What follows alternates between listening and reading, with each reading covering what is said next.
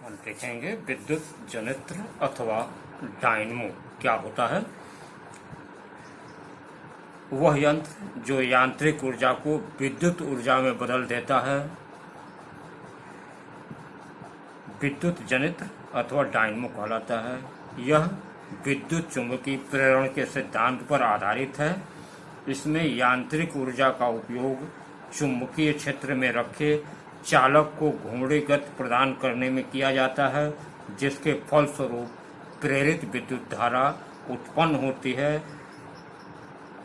और यह विद्युत जनित्र देखिए दो प्रकार का होता है। आप यह देखेंगे कि जैसे आप इसके पहले मोटर पढ़े हैं, तो मोटर में क्या था कि वह विद्युत ऊर्जा को यांत्रिक ऊर्जा में बदलता था, और यह ठीक उसका उल्टा है कि यह जो है यांत्रिक ऊर्जा को विद्युत ऊर्जा में परिवर्तित करता है।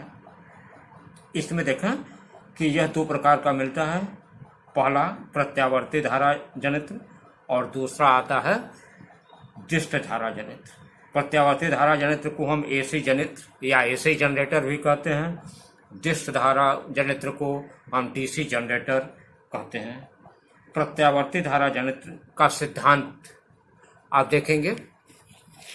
प्रत्यावर्ती धारा का सिद्धांत क्या है आप देखेंगे इसमें कि यह विद्युत चुंबकीय प्रेरण के सिद्धांत पर कार्य करता है, जो कि आप पढ़ चुके हैं। विद्युत चुंबकीय प्रेरण का सिद्धांत क्या है कि जब किसी चालक से बद्ध चुंबकीय फ्लक्स में परिवर्तन होता है तो उसमें विद्युत वाहक बल उत्पन्न हो जाता है, जिसे प्रेरित विद्युत वाहक बल कहते हैं। और यदि परिपथ बंद है तो उसमें विद्युत धारा का प्रवाह होने लगता है, जिसे प्रेरित विद्युत धारा कहते हैं। यह आप सिद्धांत में आपको यह प्रेरण का चुंबकीय प्रेरण के सिद्धांत में भी यह बताया गया है कि जब भी हम किसी बद्ध चुंबकीय फ्लक्स में परिवर्तन करते हैं तो उसमें प्रेरित विद्युत वाहक बल उत्पन्न होगा, और प्रेरित विद्युत वाहक बल के कारण प्रेरित धारा उसमें उत्पन्न हो जाती है। और परिपथ यदि क्लोज परिपथ है, बंद परिपथ है, तो उसमें विद्युत धारा प्रवाह होने लगता है। अब इसके संरचना में देखेंगे, इसका संरचना ठीक वैसे ही है जैसे मोटर की संरचना होती है। सिर्फ एक अंतर होता है मोटर और इसमें। इसके संरचना में देखें, प्रत्यावर्ती धारा जनित्र में निम्नलिखित प्रमुख भाग होते हैं। क्षेत्र चुंबक, क्षेत्र चुंबक इसमें भी है, उसमें भी था। यह एक शक्तिशाली चुंबक होता है जिसके ध्रुवों के मध्य एक कुंडली को चुंबकीय क्षेत्र की दिशा में लंबवत अक्ष के परितः तेजी से घुमाया जाता है। इसमें जानते हैं कि जो क्षेत्र चुंबक होता है वह दोनों साइड से सर्कुलर होता है, और सर्कुलर के बीच में हम आयताकार कॉइल को जो है घुमाते हैं। तो इसमें जो है क्षेत्र चुंबक यह हो जाता है।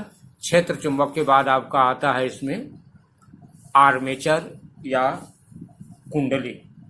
यह एक मुलायम लोहे के क्रोड पर लिपटी अत्यधिक संख्या में पृथक्कृत तारों की आयताकार कुंडली है, जिसे चुंबकीय क्षेत्र में तीव्र गति से घुमाया जाता है। यह कुंडली जो है आप जानते हैं कि तांबे के तारों से बनाई जाती है, और यह लेमिनेटेड तार होता है जिसके ऊपर जो है एनामिल का घोल लगा रहता है, और इसीलिए वो पृथक्कृत हो जाता है। और ऐसे तारों से जो है हम आयताकार आकार में लपेट करके इस कुंडली को बनाते हैं, और इस कुंडली को हम चुंबकीय क्षेत्र के अंतर्गत घुमाते हैं। उसके मतलब इस तरह से घुमाते हैं कि वह उसके लंबवत घूमे। तीसरा है सर्पी वलय। सर्पी वलय में आप देखेंगे कि कुंडली के सिरे जो हैं दो अलग अलग धातु के वलयों C1 तथा C2 से जुड़े होते हैं, जोड़ देते हैं। ये वलय सम अक्षीय होते हैं तथा कुंडली के साथ साथ घूमते हैं। आप उसमें देखे थे कि हम विभक्त वलय का प्रयोग करते थे। जो मोटर था, मोटर में हम विभक्त वलय का प्रयोग करते हैं, जबकि इसमें हम सर्पी वलय या स्लिप रिंग का प्रयोग करते हैं। यह सिलिंड्रिकल होता है, उसमें हाफ सिलिंड्रिकल होता है विभक्त वलय में, लेकिन सर्पी वलय में क्या होता है कि पूरा सर्कुलर होता है। अभी हम चित्र में आपको दिखाएंगे। और उसमें क्या है कि सर्पी वलय एक सिलेंडर का आधा आधा भाग नहीं होता, बल्कि यह पूरा भाग होता है एक सिलेंडर का, और दो सिलेंडर के भाग को अलग अलग जो है हम अलग अलग तारों से जिसमें जोड़ देते हैं। और इस प्रकार जो है यह हमेशा जो है इस जैसे जैसे हमारा कॉइल घूमेगा या आर्मेचर घूमेगा, ठीक उसके तारों के साथ ये पूरा घूमते रहते हैं। चौथा है आपका ब्रश। ब्रश में आप जानेंगे ब्रश क्या है। एक कार्बन की पत्तियों से बने दो ब्रश B1 B2 होते हैं, जिनका एक एक सिरा दोनों वलयों को स्पर्श करता है तथा दूसरे स्थिर सिरे को हम बाहरी परत से संबंध करा देते हैं। उसमें क्या था, उसमें आप ब्रश के द्वारा विद्युत धारा प्रवाहित करते थे, और इसमें ब्रश के द्वारा हम जो है विद्युत धारा को बाहरी परत से जोड़ करके विद्युत उसमें लेंगे, और इस तरह से जो है यह आपका कार्य करता है। अब इसमें संरचना यह आपका हो गया। संरचना के बाद हम अब इसके बारे में ये बताएंगे कि क्या है, कैसे कार्य करता है। आप देखेंगे इसकी कार्य विधि कैसे है। इसमें देखेंगे यह आपका NS के बीच, NS जो है यह अस्थायी चुंबक है, शक्तिशाली चुंबकीय क्षेत्र है, और यह आपका ABCD आयताकार कॉइल है। C1 और C2 यह आपके सर्पीय वलय हैं दोनों, और B1 और B2 इस पर दो ब्रश हैं जो कि अलग अलग जुड़े हुए हैं, जो कि इसको स्पर्श करते रहते हैं हमेशा, और यह इसके बॉडी पर दोनों कसे रहते हैं। यहाँ A का सिरा इस जो है सर्पी वलय C1 से संबंध होता है, और B का सिरा सर्पी वलय यहाँ C2 से संबंध होता है। अब देखेंगे कार्यविधि इसका कैसे कार्य करता है। कार्य करने में आप देखते हैं कि पहले मान लेते हैं, माना प्रारंभ में कुंडली ABCD का तल चुंबकीय क्षेत्र के, यह मान लेते हैं कि क्षेत्र के लंबवत है। कुंडली का सिरा A सर्पी वलय C1 से तथा D C2 से जुड़ा है। यह आपको मालूम ही है, यह एक C1 से जुड़ा है और एक C2 से जुड़ा है। यह C1 से जुड़ा है यह सिरा, और इस पे C2 से जुड़ा है। ब्रश B1 वलय C1 को तथा ब्रश B2 वलय C2 को स्पर्श करता है। अब देखते हैं यदि कुंडली दक्षिणावर्त दिशा में घुमाई जा रही है, मतलब यह कुंडली को हम इधर से इधर ऐसे दक्षिणावर्त दिशा, मतलब यह क्लॉकवाइज हम दिशा में घुमा रहे हैं, तो देखते हैं कि यह फ्लेमिंग के दाएं हाथ के नियम से कुंडली में प्रेरित धारा ABCD दिशा में प्रवाहित होती है। यह ABCD दिशा में ऐसे धारा इधर से इधर की तरफ ऐसे, ये धारा ऐसे ABCD दिशा में ऐसे प्रवाहित होगी।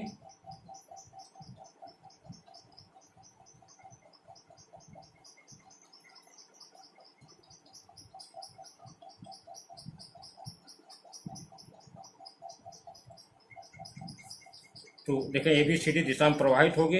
इस क्षण भुजा AP ऊपर उठ रही होगी। जब हम इसमें जो है, जब यह ऐसे घूमेगी, यह इधर से इधर को ऐसे घूमेगी, तो यह AB भुजा ऊपर उठेगी और CD भुजा नीचे की तरफ जा रही है, नीचे की तरफ आ रही है। अतः धारा चित्रानुसार D सिरे से होते हुए ब्रश B2 से बाहर आ रही है, अर्थात यह जो सिरे है CD से होते हुए ऐसे यह B2 ब्रश से होते हुए यह बाहर आएगी।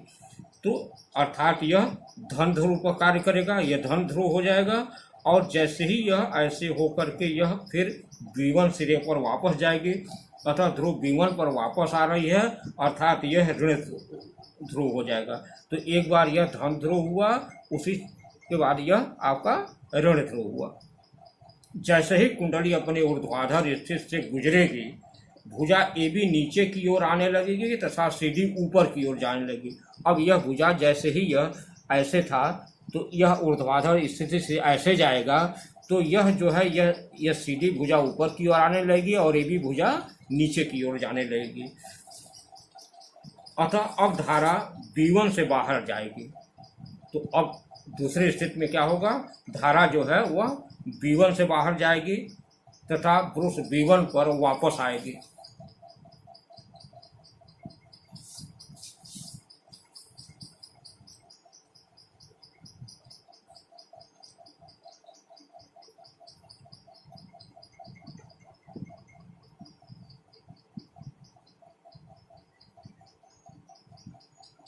ये है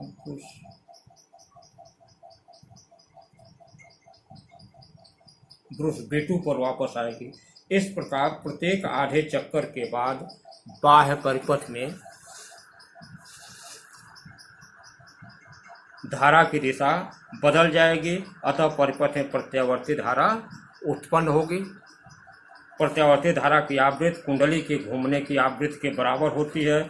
इस आधार पर यह तापीय विद्युत संयंत्र, जल विद्युत संयंत्र, नाभिकीय जल विद्युत संयंत्र सभी इसी के आधार पर यह कार्य करते हैं और इस प्रकार इसका जो है यह प्रत्यावर्ती धारा हम इस प्रकार उत्पन्न करते हैं। मतलब इसमें मेन सिद्धांत है कि एक बार यह धन पर होगा, यह ऋण पर होगा, दूसरी बार यह धन पर होगा, यह ऋण पर होगा। इस सिद्धांत पर यह कार्य करता है कि दोनों का जो है यह प्रत्यावर्ती एक के बाद एक दूसरा जो है यह बदलता रहता है, इसलिए इसको हम प्रत्यावर्ती धारा कहते हैं।